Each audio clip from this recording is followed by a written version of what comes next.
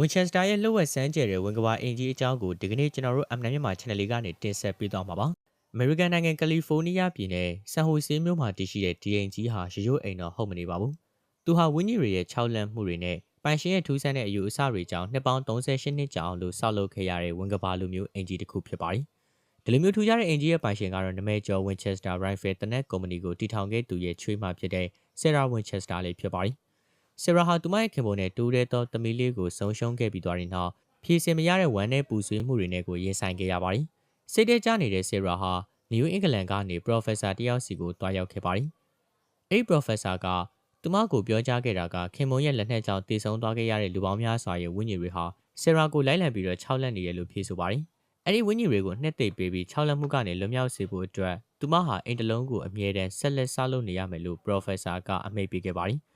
ဒီ Professor ရဲ့စကားကိုယုံကြည်ပြီးသွားတဲ့နောက်မှာ1884ခုနှစ်မှာ Sarah ဟာကယ်လီဖိုးနီးယားကိုပြောင်းရွှေ့လာပြီးတော့တာမန်အခန်းငယ်6ခန်းပါတဲ့အိမ်လေးတစ်လုံးကိုဝယ်ယူခဲ့ပါတယ်။သူမကွယ်လွန်မသွားခင်1922ခုနှစ်အထိကိုတရက်မှမနာပဲ24နာရီလုံးအလုပ်သမားတွေကိုခေါ်ယူပြီးတော့အင်ကိုဆက်လက်ဆောက်လုပ်ခဲ့ပါတယ်။နောက်ဆုံးမှာတော့ဒီအိမ်ကြီးဟာအခန်းပေါင်း160နဲ့လေကားပေါင်း48ခုမီလင်းပို73ခု6ထပ်အထိကိုမှမြင့်လာခဲ့ရပါ။လက်ရှိမှာတော့မြေငလျင်ကြောင့်အချက်အချို့ဟာပြိုကျခဲ့ရပါတယ်။ Sarah Winchester ဟာဝင်းကြီးတွေကိုလမ်းကြောင်းမှအောင်လုပ်ဖို့နဲ့သူမကိုမရှာတွေ့နိုင်အောင်ကာကွယ်ဖို့အတွက်ထူးဆန်းတဲ့ဒီဇိုင်းတွေကိုအင်ဂျီထဲမှာထည့်သွင်းခဲ့တာပါ။တချို့သောလေကားတွေဟာမျက်နှာချက်ကိုပဲတက်သွားပြီးဘယ်နေရာမှကိုရောက်မနေပါဘူး။တချို့သောတကားတွေဆိုရင်ဖွင့်လိုက်ရင်အပြင်ဘက်ကိုထွက်လို့ရမယ့်အစားနေရန်ကြီးကိုသာတွေ့ရပါတယ်။နောက်ပြီးတော့ဒုတိယတက်ကတကားတချို့ကိုဖွင့်လိုက်ရင်တော့အောက်ထက်ကျမ်းပြင်စီကိုမတော်ဆဆိုသလိုပြုတ်ကျနိုင်ပါတယ်။ဒါပေမဲ့ Sarah ဟာကနန်း73ကိုဆွဲလန်းခဲ့ပါတယ်။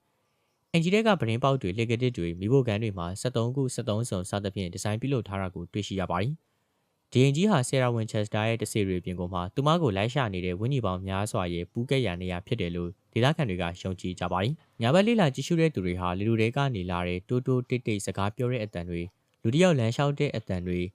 မိပိတ်လိုက်မိဖွင့်လိုက်လုပ်နေတာကိုကြားရမြင်ရတတ်တယ်လို့ပြောကြပါတယ်။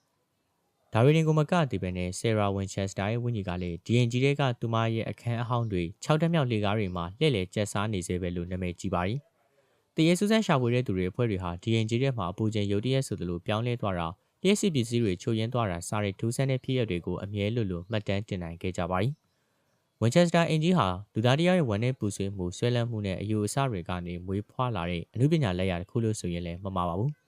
ဒီအင်ဂျီဟာပိုင်ရှင်ရဲ့စိတ်ခံစားမှုတွေကိုပုံဖော်ထားတယ်လို့ခင်မွန်းဖြစ်သူရဲ့လက်နက်ကြောင့်မလို့တည်ဆုံသွားတဲ့ဝိညာဉ်တွေအတွက်ကိုတိဆောက်ထားတဲ့အဆုံးမရှိတဲ့အကျဉ်းတော်တစ်ခုလို့လည်းဖြစ်နေပါတယ်။ဒါကြောင့်မလို့ဒီအင်ဂျီဟာကမ္ဘာအချောက်လန့်ဆုံးနေရာတွေထဲမှာထိတ်ဆုံးကနေရည်တည်နေစေဖြစ်ပါတယ်။တင်းနေနဲ့ဒီလိုမျိုးလှုပ်ဝက်ဆန်းကျယ်ပြီးထိတ်လန့်စရာကောင်းတဲ့အင်ဂျီတစ်လုံးလေးကိုညာဘက်လှည့်လေကြည့်ရှုဖို့တက်သိရှိသလားဆိုတာလဲကွန်မန့်လေးမှာဖြေပေးခဲ့ကြပါဦး။အားလုံးကျေးဇူးတင်ပါတယ်။